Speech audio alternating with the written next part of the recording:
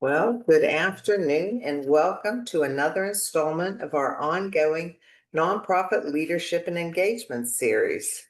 I am Joanne Nazer, Management of Nonprofit Leadership and Engagement at the Washington County Community Foundation. Thank you for joining us today to learn from our content expert about strategic planning. It is my great pleasure to introduce Wendy Bertner from Nonprofit Sidekick, who is an expert on nonprofit strategic planning. Thanks for being with us, Wendy.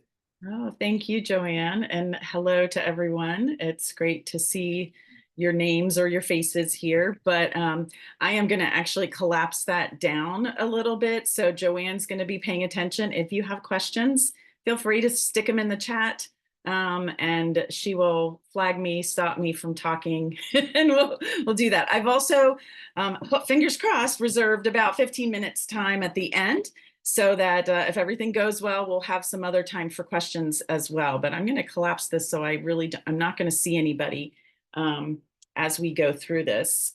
So we're here to talk about strategic planning for small or all nonprofits. I put that in there because I know small nonprofits really tend to not have the capacity to do a deep dive into strategic planning.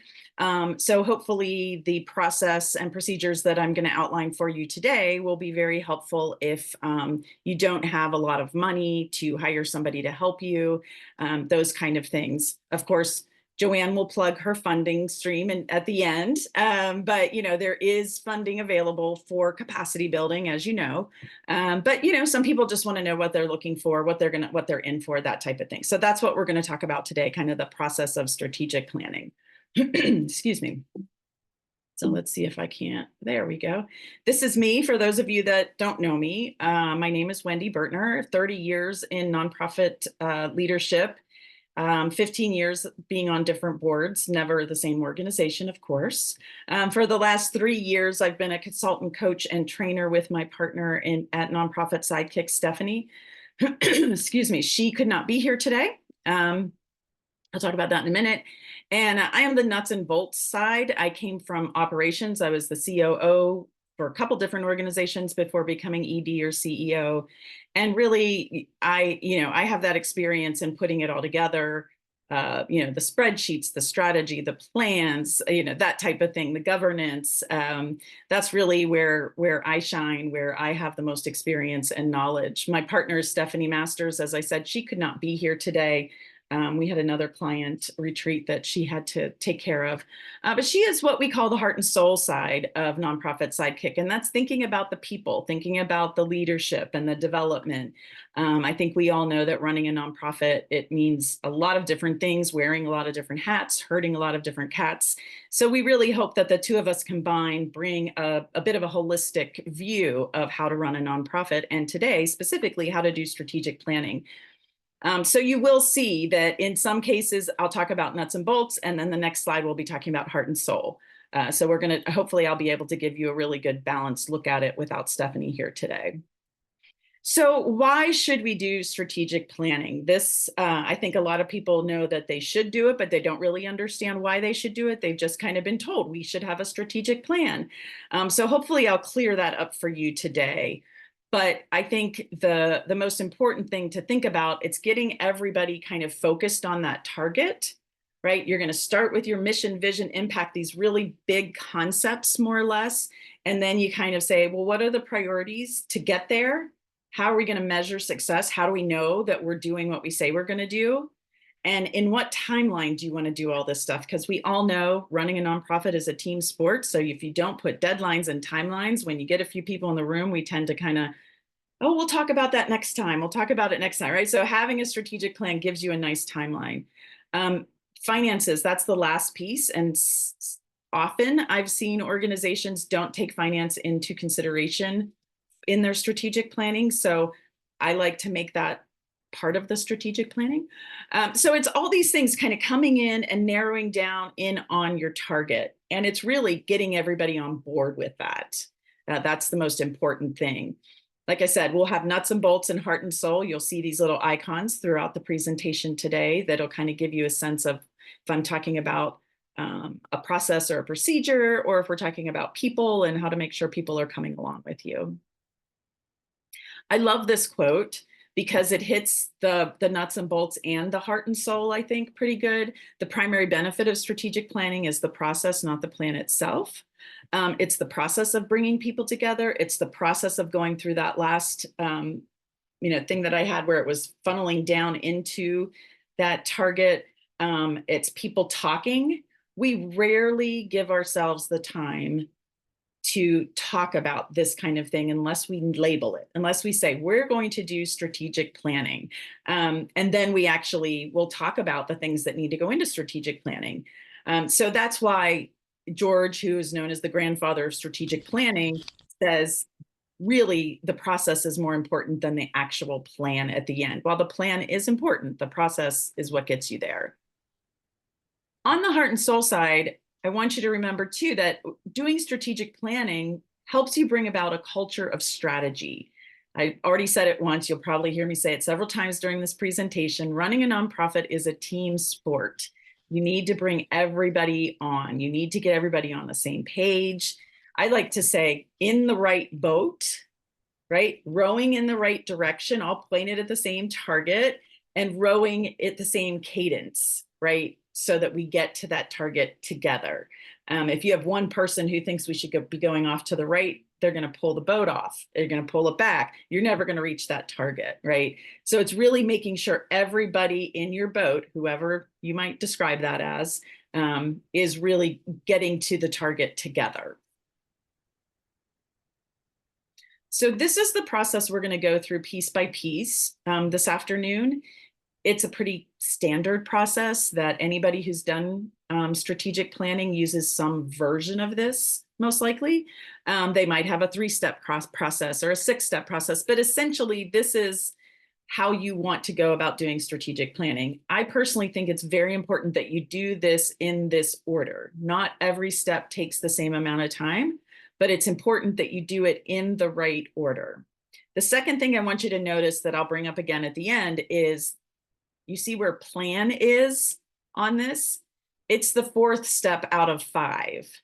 It is human nature for people to be like, okay, we're doing strategic planning, and they come at you and they have all of these ideas and they're ready to plan, right? And you might be the person, or maybe you have a consultant, however you are doing it, you are going to have to say, wait a minute, let's back up. We need to do these other steps before we get there. And great idea, we're going to write it down, but let's make sure that we have everything in order.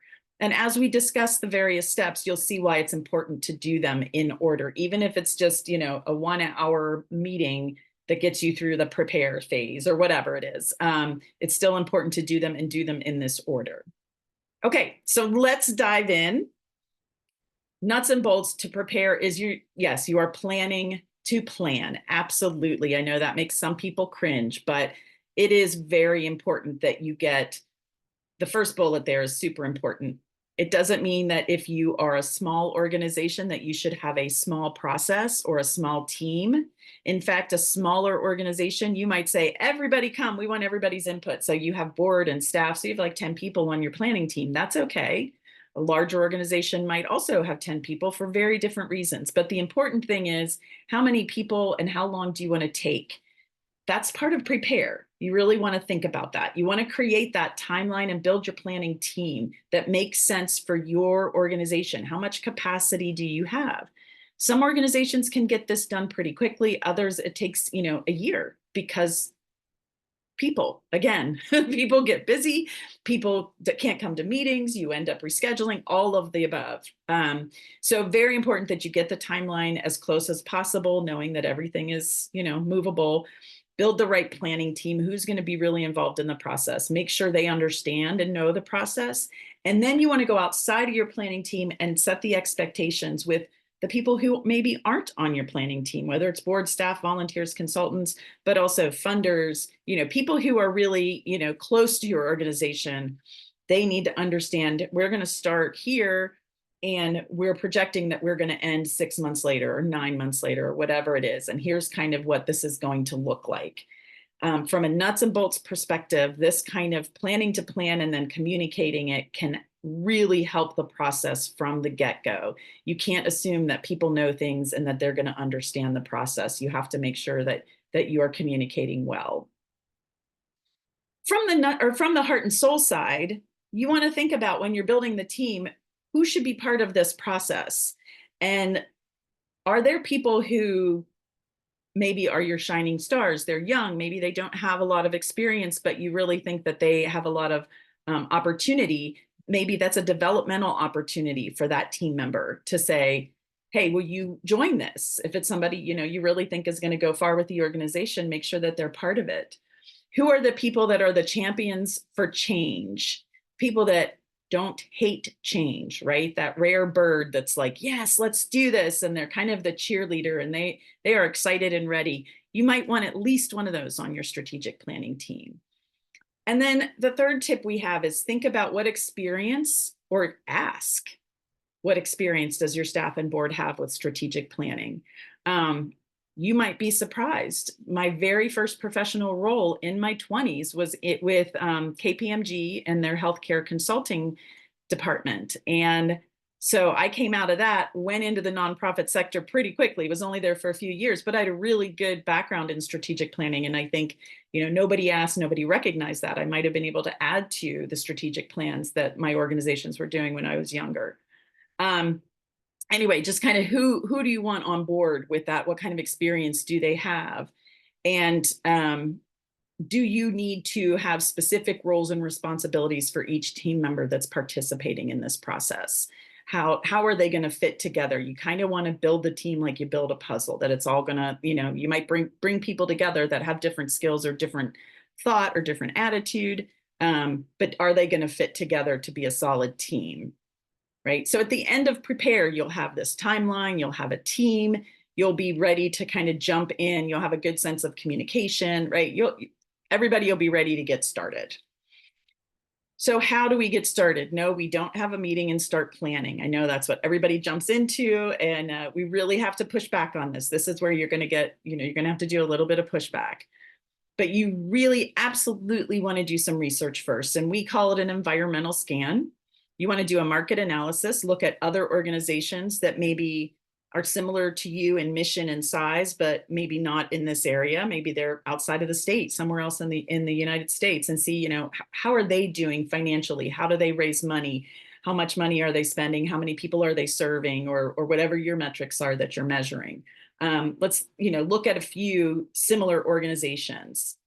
You want to get stakeholder input. You want to survey or interview constituents and stakeholders. And this is the piece that really takes a ton of time, because if you want to interview a funder, or if you want to interview an elected official that knows your organization and is close, those are really good strategic decisions to make. You want them to be involved. You want to get their input in it for a whole lot of different reasons. But they're also very, very busy people, and they tend to reschedule. So if you think you're going to get the stakeholder input in 2 weeks, as my father used to say, multiply that by pi. That is 3.14159, which I got that drilled into my head as well. So you're looking at like 6 weeks to actually get that done. Just a heads up for those of you doing that. But the stakeholder input is really important. You want to look at impact data. How do you measure your success? That's what I call impact data. How are you doing with that success? Do you need to break it up for your different programs? Each organization is going to be different, but you want to look at that impact data. You want to go backwards and say, how have we done through the years? You want to take an honest look at your financial data. And the impact data and financial data in particular, I think a lot of people in the nonprofit sector, we are optimists. And I tend to just paint it'll be fine. It'll be okay. So I know I need a partner in this that's going to say, wait a minute, that's really not okay. You're only serving like 2 people and it's costing you $10,000 per person to do this thing. And we looked at your comp organizations and they're only spending $2,000, so it's somebody that maybe isn't as optimistic as we are, to take a really good look at those 2 pieces. And then you want to communicate the findings to the team. Oftentimes, this is where, if you don't have a lot of money to spend, this is a good place to spend some money, because you get an outside point of view, you get a more realistic kind of look at it, framing of the data. Stakeholders are more likely to be frank and give their real opinions to somebody not affiliated with the organization. So, if I'm the consultant that you're bringing in and I'm talking to a board member, they are most likely to tell me things that they're not going to tell a staff person who's been tasked with doing these stakeholders interviews. It's still good to do. I'm not saying that you have to hire somebody, but if you just have a little bit of money, this might be a place where you want to put it. Really important to communicate these findings to the team, make sure they understand, make sure they have opportunity to question each piece of the research. So from the kind of heart and soul, the way you might talk to these constituents or the information that you want to get out of them is the classic SWOT. And you don't have to do strengths, weaknesses, opportunities, threats necessarily, but you want to think about questions that'll get them talking about it. And just to make sure everybody's clear, the strengths and the weaknesses are about your organization. They're internal. What do we do really well? What are our strengths? Do we have people on board that are like, they kick butt? What are our weaknesses? Do we not have a really strong fundraiser? Maybe that's a weakness. And then opportunities and threats are external. So opportunities might be a new funding stream that you just found out about. At the same time, threats, especially this year, as we know, is the uncertainty around funding, right? Especially if you're getting government grants. But you want to talk to your key stakeholders and find out what they think your strengths, weaknesses, opportunities and threats are. And remember, this is their opinion, right? So one person might say something that doesn't mean it's a fact. You want to keep it all into perspective, but outsiders, your stakeholders can help identify those blind spots that if you're only talking to people internal or you just jump into your strategic planning without doing some of this research and talking to your stakeholders, you're going to miss them, right? The other reason to do a strong SWOT analysis and a wide one to talk to, we like to talk to about 10 people, is you're bringing those people into the process, you're building trust, you're engaging them. When you ask people for advice, they're like, oh yeah, how can I help, right? So this is asking for advice, asking, what do you think about our organization? So that's good too on a political with a little p level.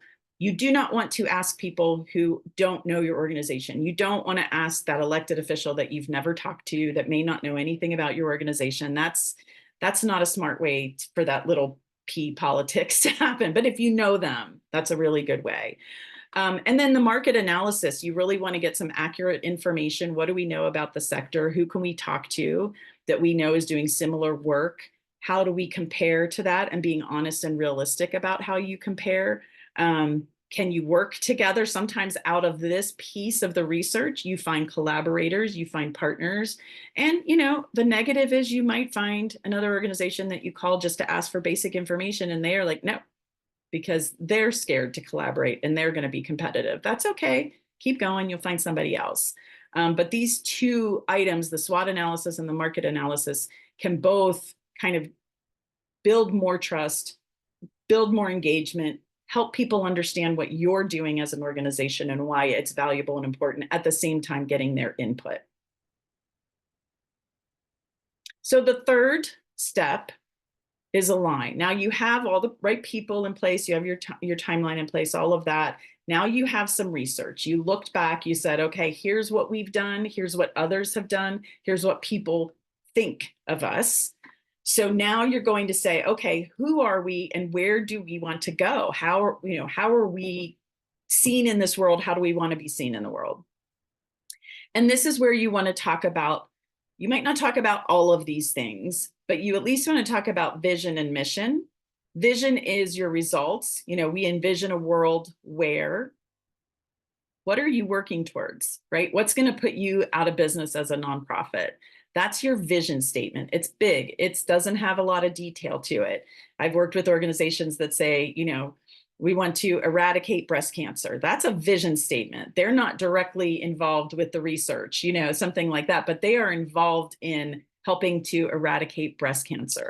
Their mission statement, right, comes down to they provided education and advocacy. So they did public education about breast cancer, and they also did some advocacy work. They worked with elected officials and others and talking about, how breast cancer research is funded.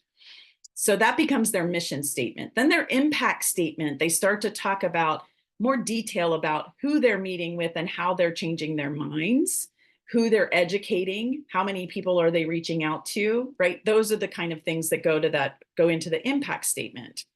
So again, you might just do a vision and mission statement here. Not everybody takes it to the impact statement, but I would say you at least want to do your vision and mission. You also might want to talk about values, because this is why do you do what you do and how do you do it?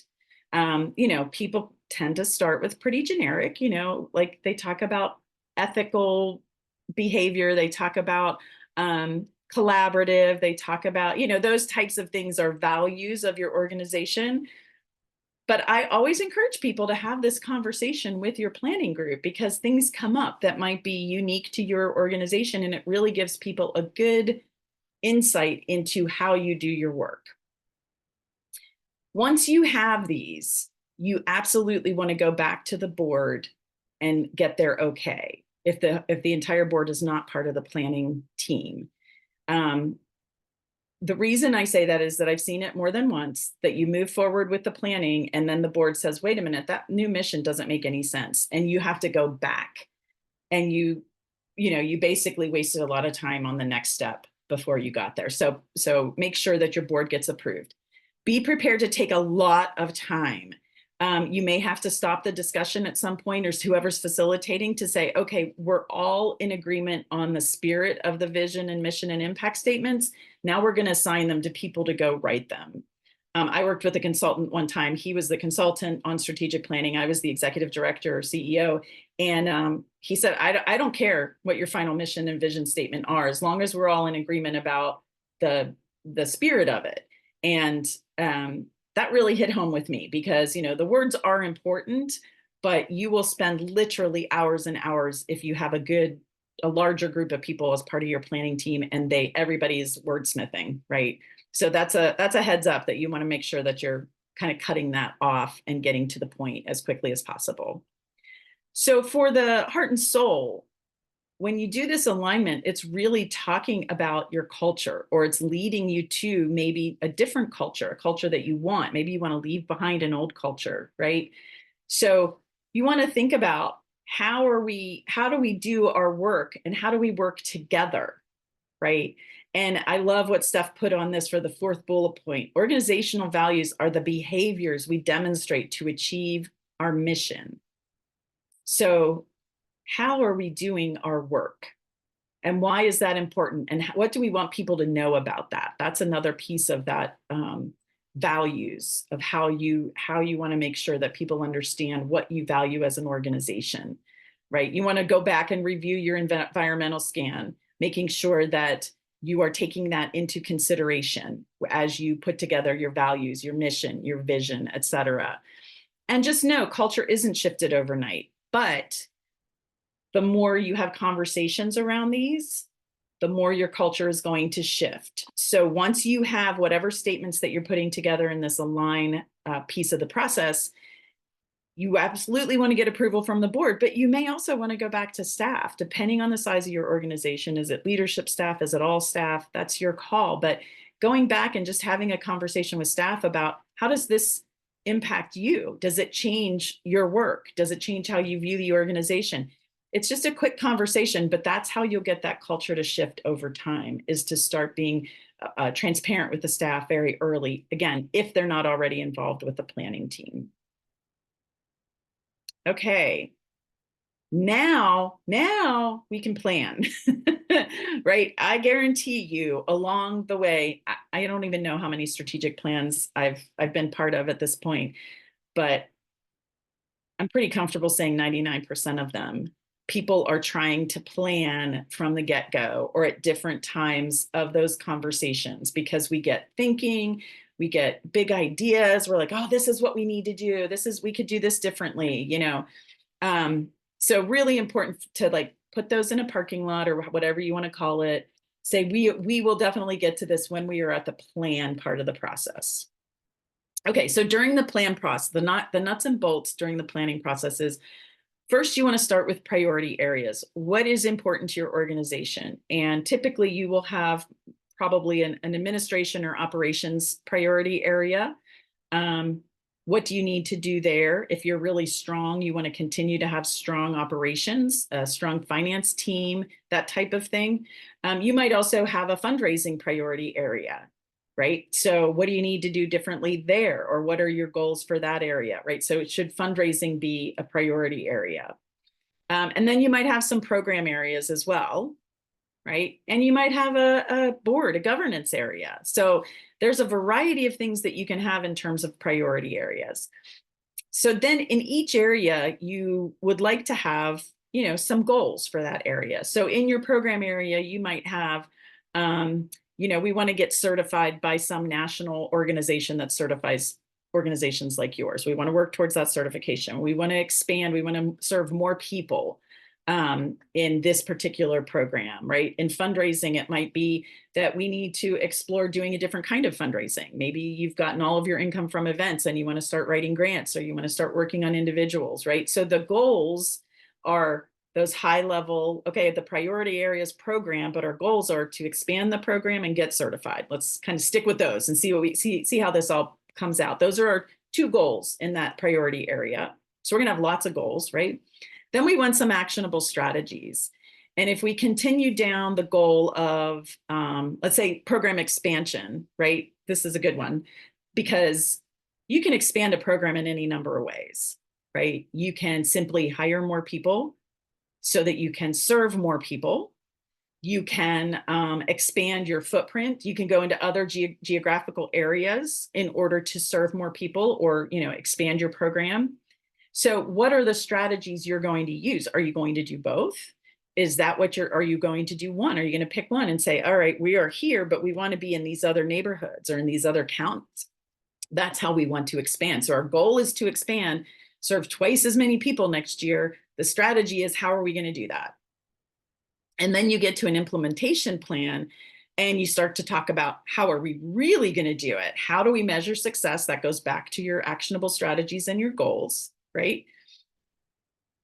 What's our timeline for doing that? Can you really find another location, get people hired there, serve, you know, again, the same amount you're serving at your current location at that second location? Can you really do that within a month?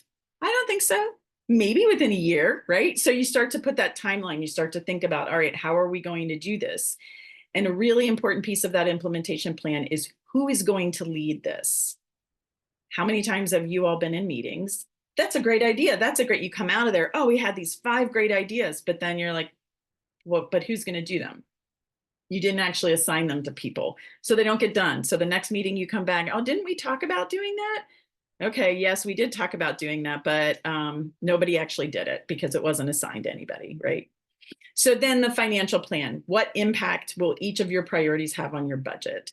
Some of the impact's going to be more income, right? Some of the impact's going to be more expenses. So you should really have a good handle on, how will that impact your budget, and how will that impact other areas as well. So if you have a program priority area and a fundraising priority area, those 2 better be in lockstep, right? So if you're expanding, as we were going with earlier, if one of your things is to expand your program, if you don't already have that money, right, you have to raise the money first and then expand too. So you got to put everything in the right order. That's where this plan starts to kind of look like a plan, and people start to feel more satisfied because it's things, it's actionable, it's measurable, there's a timeline. All of these things start to come into place, and people start to feel really good about it. Let's look at the heart and soul side of this. Excuse me. Sorry about that. Leadership is absolutely critical throughout this process, but planning, when you get to this point, the leadership is you have to have a strong leader here. You have to have somebody who's bringing everybody together, who's bringing their ideas out, who's making sure that they are heard, who's making sure that everybody is on the same page, really. There will be people, if you don't have a strong facilitator, a strong leader as part of this, that will sit through this entire process, wait till they have the plan in hand, and they'll say, I disagree with whatever's on page 3, right? good leadership is going to pull that out, is always going to be talking about collaborating, is always going to be, making sure people are heard. And at some point, though, that person, it might be, well, you didn't win that one because everybody else wanted to go the other way. And a good leader knows how to say that, right? And knows how to make sure that that's okay.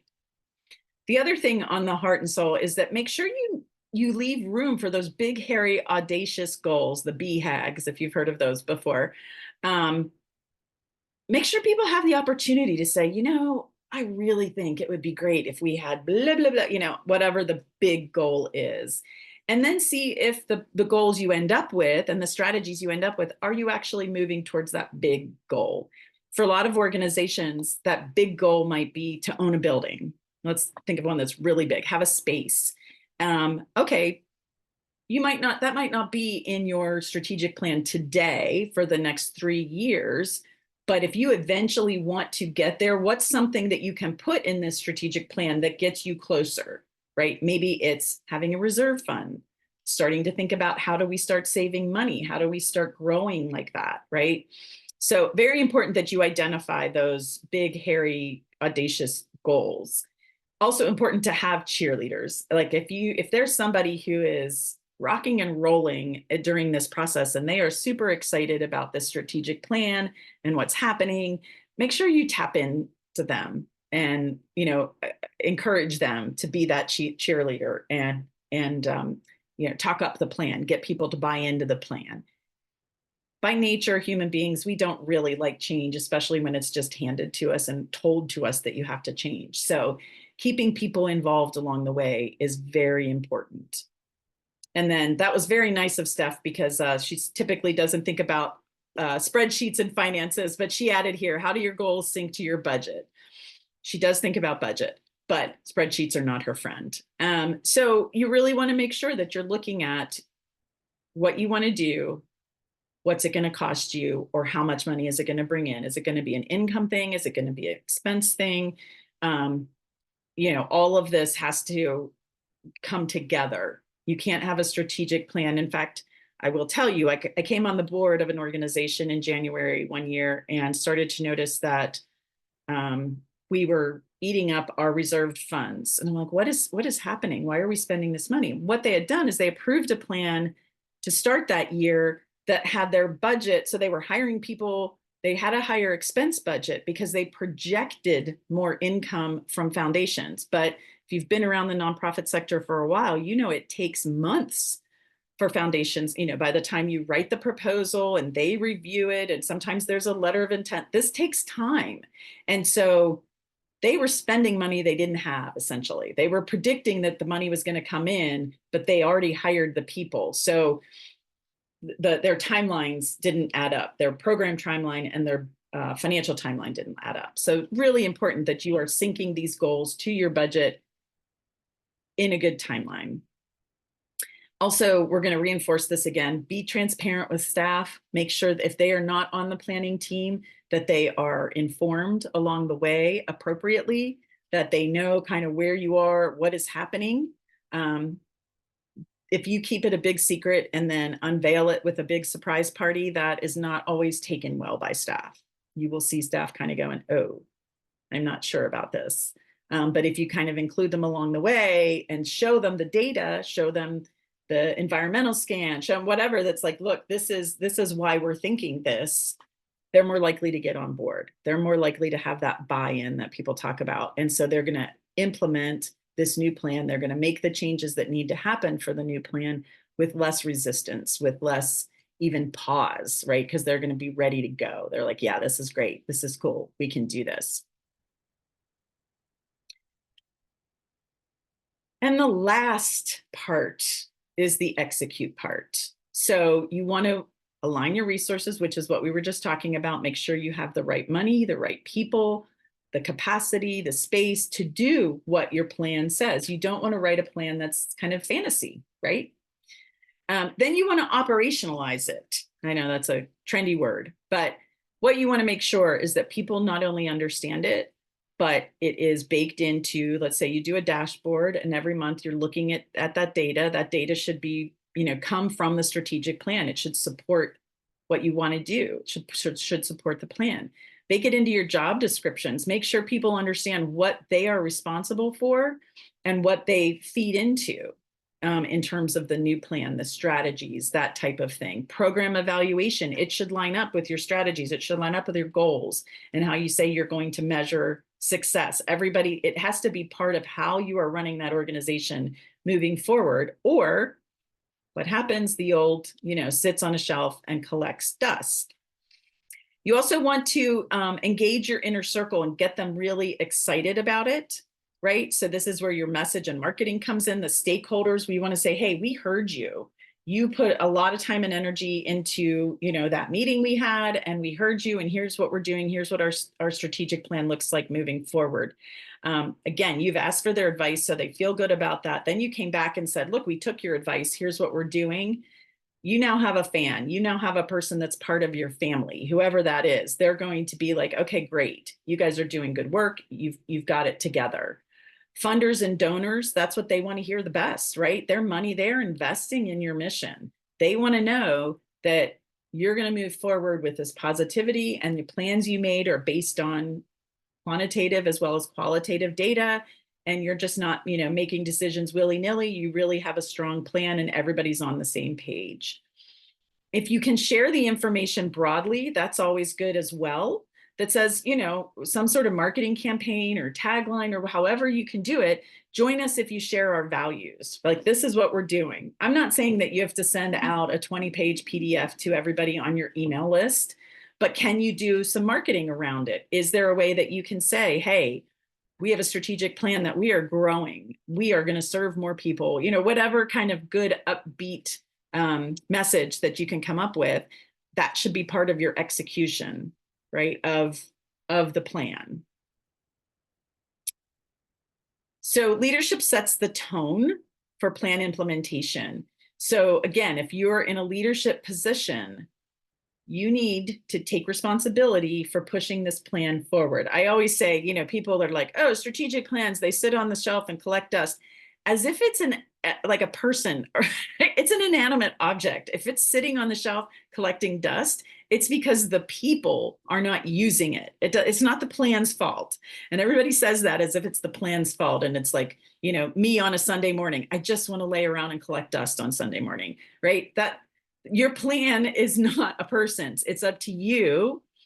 And sometimes leadership for a strategic plan doesn't come from people who are actual leaders on the organization chart. Sometimes it comes from people that are doing the work, that say, this is great. Let's move this forward. I'm going to start evaluating this differently. I'm going to start counting this differently because of the strategic plan. I'm going to start using this language.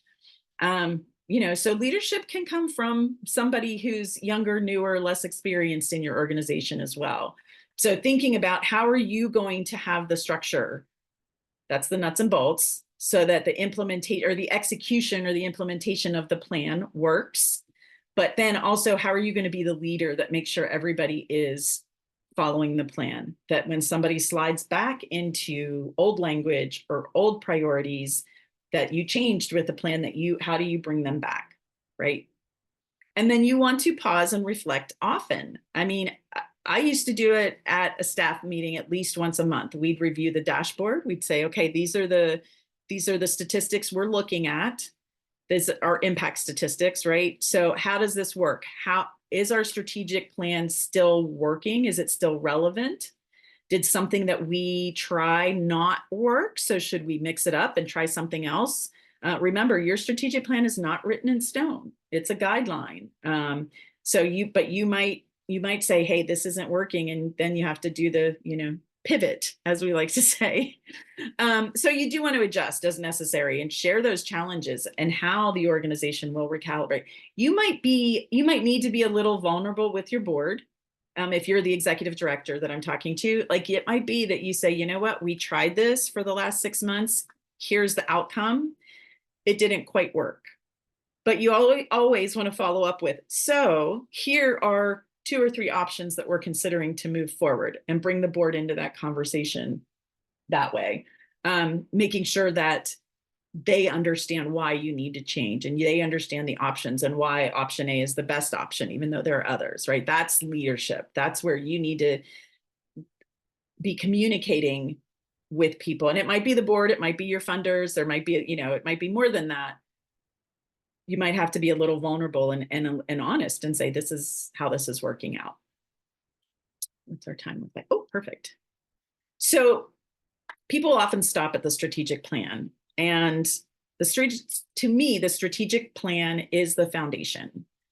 You can do a lot of other things, right? You want to base your marketing and communications plan on your strategic plan. Same with your development plan. How are you going to raise that money? How much do you need to raise, right? You have some new goals because you have a new strategic plan.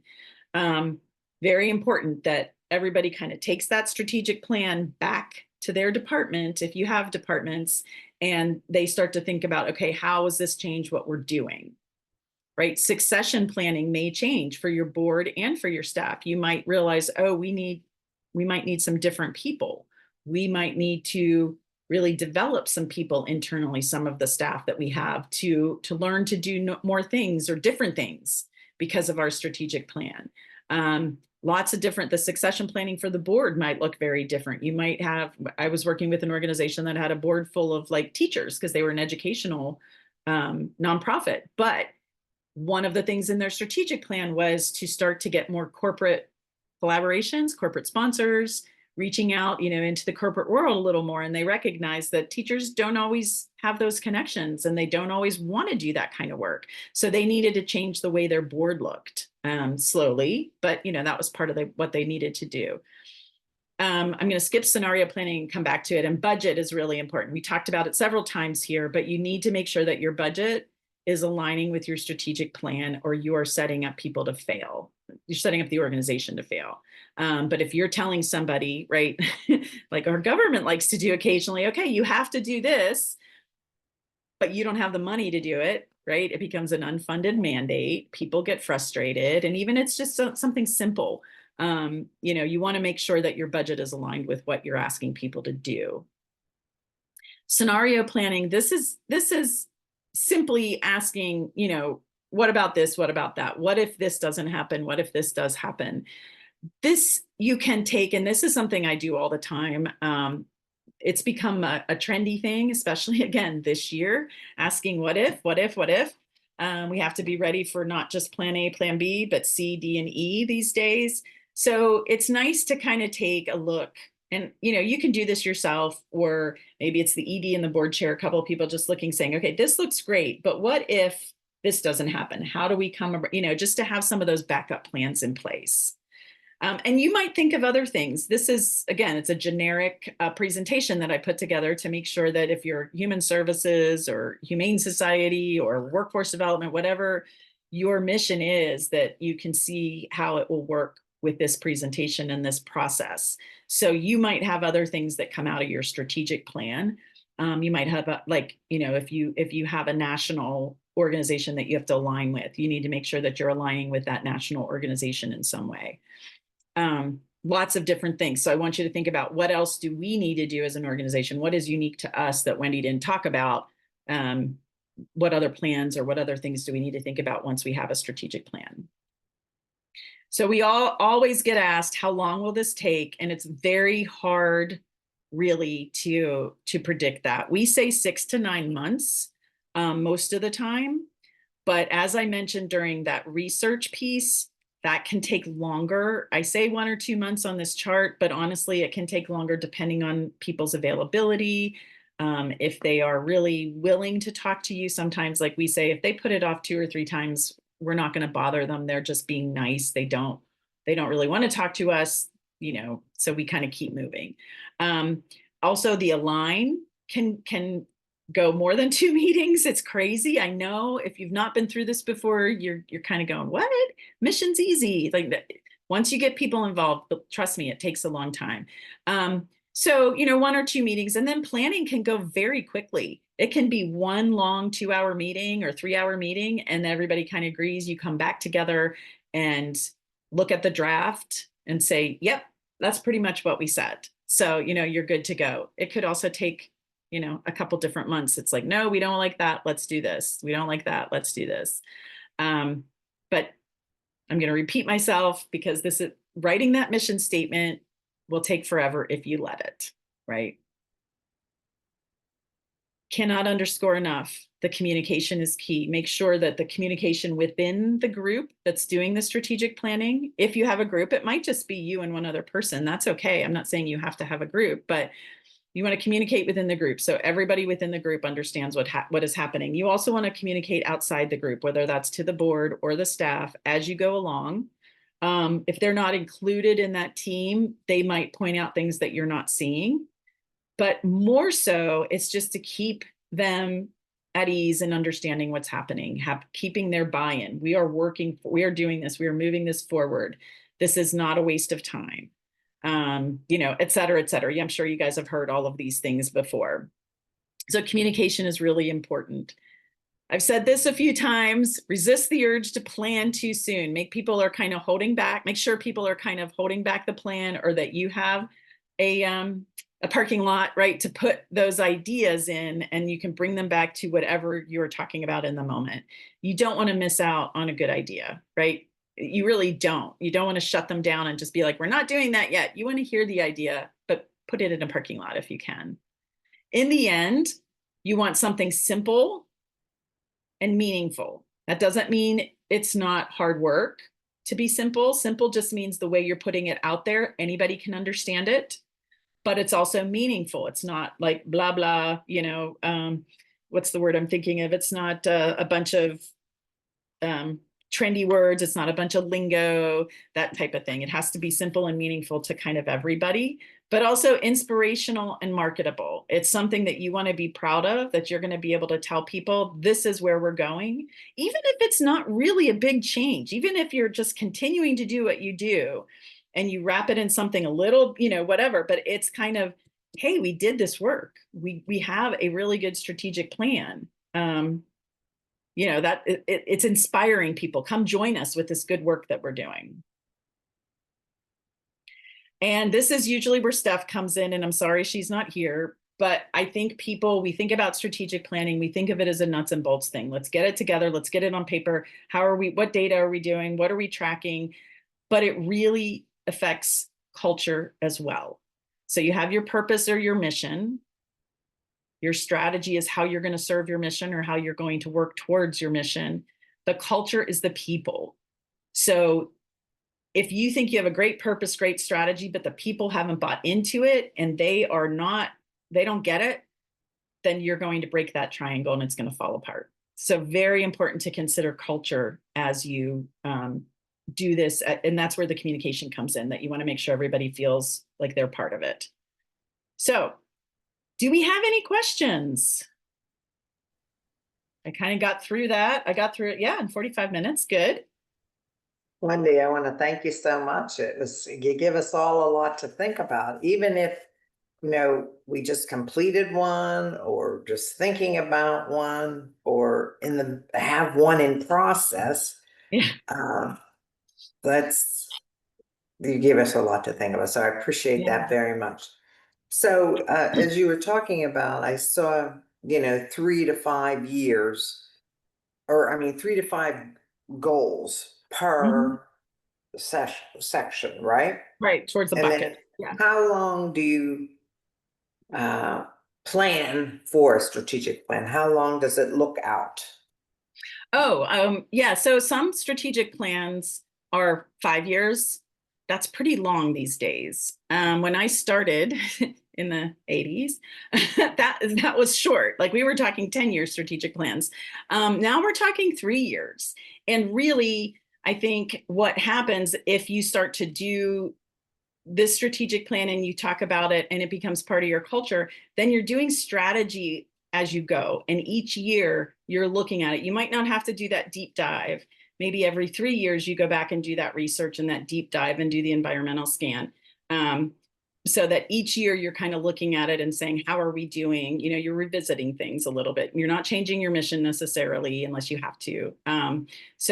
3 years seems to be the sweet spot these days. Some are taking it to 5 with less detail in that 4 and 5 year. They're kind of like, okay, we want a building. We know we're not going to get that building till year 5. So we need to put things along the way. How are we going to save money? When are we going to do our capital campaign? So it might be something that's beyond your strategic plan, but you have to start planning for it right now. Mm-hmm. Did that make sense? And yes, that Okay.